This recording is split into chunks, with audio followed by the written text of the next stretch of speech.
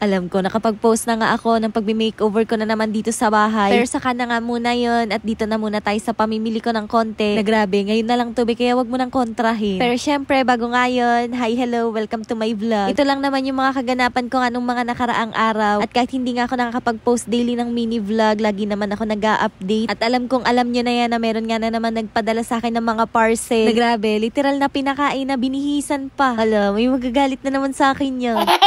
Kunwari, supporter, basher pala. Ay, hindi. But anyways, ayan, grabe, sobrang gaganda din talaga nitong mga pinadala sa akin. Sa sobrang ganda, hindi na nilabhan, sinuot na agad, be. Sa totoo lang kasi hindi talaga ako nakakabili ng mga damit namin. Lalo na nga sa sarili ko dahil katwiran ko nga palagi lang din naman ako nasa bahay. At hindi na para mag-inarte, be. Kahit butas-butas na damit, sinusuot ko talaga. Kaya naman salamat po talaga sa nagpadala. O siya, ayan, lumabas nga lang kami ng ati-ati na para nga bumili ng konting mauulam. At finally, nakalabas na rin ng lungga. Sabi kasi ng Papa J, ako na nga daw muna ang bahala sa uulamin namin, kaya nga ito, dali-dali nga kami pumunta sa Sentro Mall ng Ate Atina. Gusto ko nga sana inihaw na isda pero dahil wala naman nun dito, umisip na nga lang ako ng ibang putahe. Nagpasabay nga rin ng bili ang mama, kaya nga ayan, marami rin talaga kaming pinuntahan kahit nga konti lang yung balak naming bilhin. Sa pagkakatanda ko nga Saturday nito, kaya nga nagdamay na rin ako ng bili ng makakain namin hanggang kinabukasan. Mas makakatipid kasi talaga kapag ka dito ka na rin bibili. Tapos ayan, same na nga kaming nauhaw, kaya nga sabi ko sa Ate Atina, kuha na muna siya ng inumin namin. Nagtatalo pa talaga kami niya dahil hindi kami magkasundo sa kukuhain niya. Kaya nga ayan, hinayaan ko na muna siyang mamili at kinuha ko na nga muna itong mga kakailanganin pa namin na iba. Grabe, sa totoo lang, ang tagal ko na talagang hindi nakakapag-grocery, kaya na-miss ko din talaga to. Basta nanay ka na talaga, kahit konti pa yung pinamili mo, sobrang saya mo na. Lalo na nga ako, abswelto na naman yung pang ilang araw nyo. Ibinukod ko na nga rin yung mga pinabili ng mama dahil mag-aasikaso na rin talaga ako niyan sa pagluluto at anong oras na. Grabe na talaga yung mga bilihin ngayon, pangkailang to ng ilang araw pero inabot na talaga ng 600. Pero syempre, thank you Lord pa din. O diba, November na. Pero yung kalendaryo namin, October pa din. Grabe na talaga yung katamaran sa paglilipat ng kalendaryo. Dapat talaga kagabi pa nga yung upload ng video na to. Pero dahil inaswang nga ako kagabi, ayun, hindi na natapos mag-edit. Bicol Express nga rin yung bigla ko naisip na iluto dahil bigla rin talaga ako nag-crave dyan. Naalala ko din kasi na meron pa nga kaming alamang dito sa bahay. Kaya bigla talagang pumasok sa isip ko yung Bicol Express. Bumili lang ako ng pang-minudo na karne. Tapos pinaghahati ko pa yan sa gitna. Dahil gusto ko talagang gayahin yung nabibili lang dyan sa tindahan. O sa mga karinderya, masarap din sana yan kung may Baguio beans, pero dahil wala nga, edi wala na lang. Ay, in fairness sa hair, kahit papano nalulugay ko na siya ng ganyan. Hindi kagaya noon. Hindi ko talaga mailadlad ng ganyan yung buhok ko noon dahil baka matakot kayo.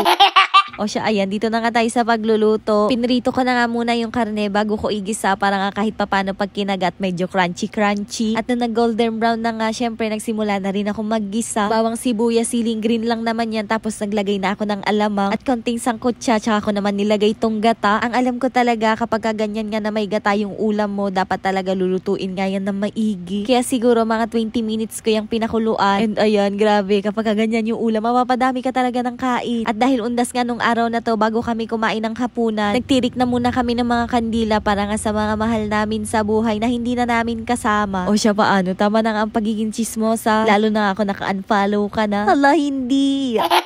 Sige, kakaganyan mo, maaaway ka na naman.